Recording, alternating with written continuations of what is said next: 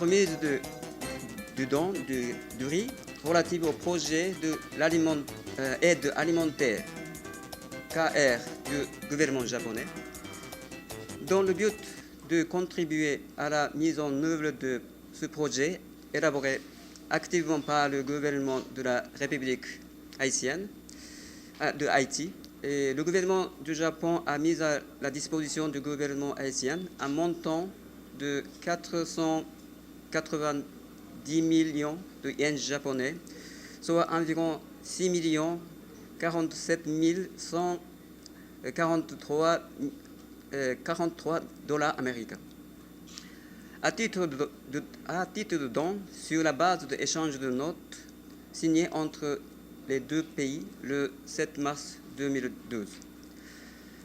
Ce riz qui est arrivé à Port-au-Prince le 2 octobre dernier est estimé à 8640 tonnes métriques du riz, soit environ 288 000 sacs du riz.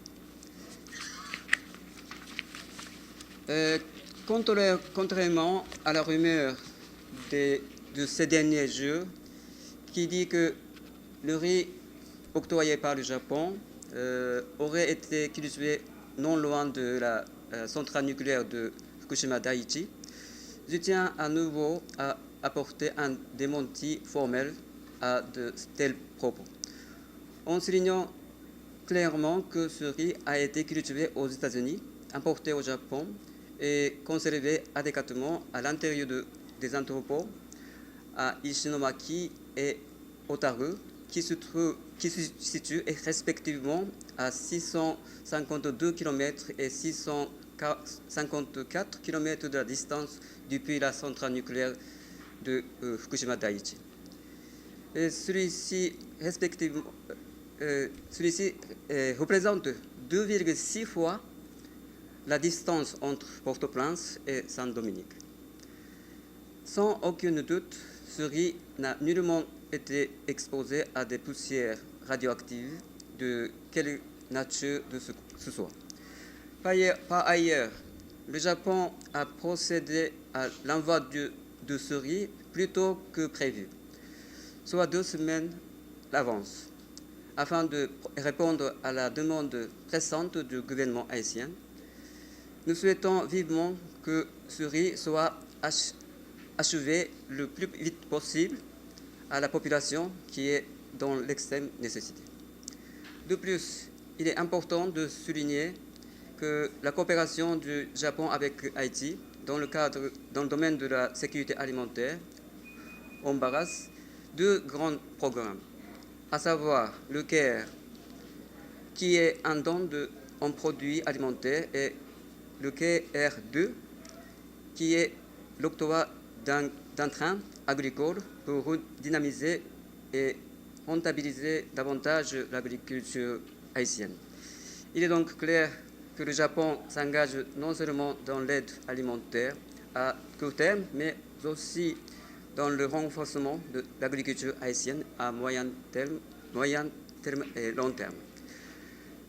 Monsieur le corps, j'espère que cette collaboration, qui est expression de la solidarité et de l'amitié entre les peuples japonais et haïtiens, sera une nouvelle fois positive et qu'elle permettra de consolider davantage les liens de coopération entre nos deux pays. Cérémonie de réception officielle du riz dans le cadre de l'aide alimentaire japonaise. L'objectif principal de cette aide est d'atteindre l'autosuffisance alimentaire, un facteur clé de développement socio-économique par l'investissement des fonds générés par la monétisation dans des projets visant l'augmentation de la production agricole.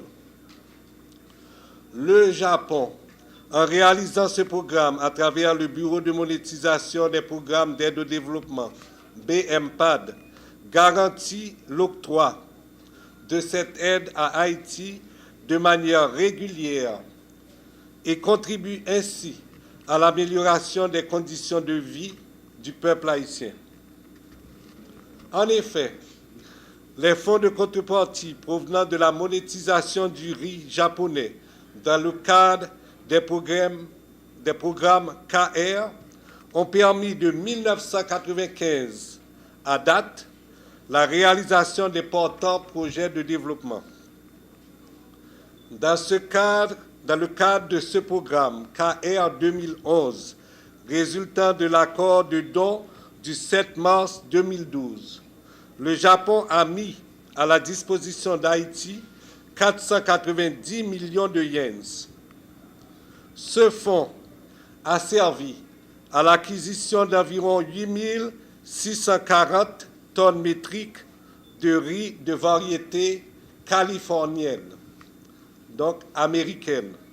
Le débarquement de la cargaison de riz consistant en 288 000 sacs de 30 kg a eu lieu comme prévu du 5 au 20 octobre 2012 et son transport aux entrepôts s'est réalisé sans problème majeur. Un vérificateur indépendant a assuré le comptage physique des sacs durant le déchargement. Les pertes enregistrées au débarquement ont été très minimes. La réception de ce don se fait dans un contexte particulier pour aider le gouvernement à combattre le phénomène de la vie chère. En effet, une partie de ce riz, soit 120 000 sacs, a été vendue de manière transparente par appel d'offres en suivant de manière rigoureuse les procédures internes du bureau de monétisation. Le prix de vente adjugé du sac est de 776 goudes et 61 centimes. Le BMPAD a été aussi, dans le cadre de l'utilisation des fonds provenant de la monétisation de l'aide américaine japonaise, de l'aide alimentaire japonaise, le maître d'ouvrage délégué des différents ministères sectoriels pour le financement et la réalisation de divers projets concernant l'amélioration des infrastructures agricoles, sanitaires, rurales et urbaines, tels que des projets d'irrigation, routes, centres de santé, projets d'assainissement, construction d'écoles et de marchés. Cérémonie au cours de laquelle le gouvernement japonais, par l'entremise de l'ambassade du Japon, remet officiellement au gouvernement de la République, via le bureau de monétisation, la cargaison de riz destinée au peuple haïtien. Depuis déjà quelques années, nous suivons avec attention les actions de la coopération japonaise en Haïti. Nous avons noté un fait qui est très important. Le Japon a toujours manifesté un certain respect vis-à-vis des partenaires haïtiens. Lorsque on négocie avec le Japon, on sent que c'est un peuple qui respecte la culture haïtienne. On sent que c'est un peuple qui est attentif aux besoins du peuple haïtien. Assez souvent, on entend des détracteurs dire du mal de l'aide alimentaire.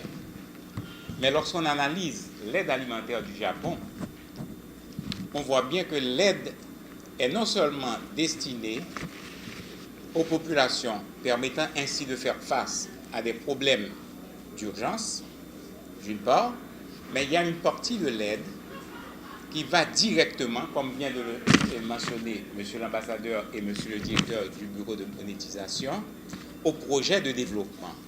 Et ces projets sont ciblés, ce sont des projets qui retrouvent les priorités du gouvernement haïtien. C'est en ce sens qu'on peut apprécier la qualité de la coopération japonaise. Et l'expérience personnelle que je fais avec la JICA, monsieur le représentant de la JICA en Haïti peut en témoigner, c'est que le Japon, depuis le tremblement de terre du 12 janvier, a manifesté un intérêt pour le renforcement institutionnel et particulièrement pour le renforcement de la capacité des cadres haïtiens. À ce propos, plusieurs séances de formation ont été organisées au Japon à l'intention des cadres de l'administration publique, du secteur privé et même des ONG opérant dans le domaine du développement et dans des activités diverses. C'est sur la base de toutes ces considérations que nous tenons à remercier Monsieur l'ambassadeur du Japon et Monsieur le représentant de la JICA en Haïti. Nous voudrions aussi assurer le Japon que le ministère de la Planification et de la Coopération externe est attentif aux actions du gouvernement japonais en Haïti et nous sommes prêts à continuer la bonne collaboration avec le Japon pour le bonheur du peuple haïtien et pour le triomphe aussi de la coopération japonaise en Haïti.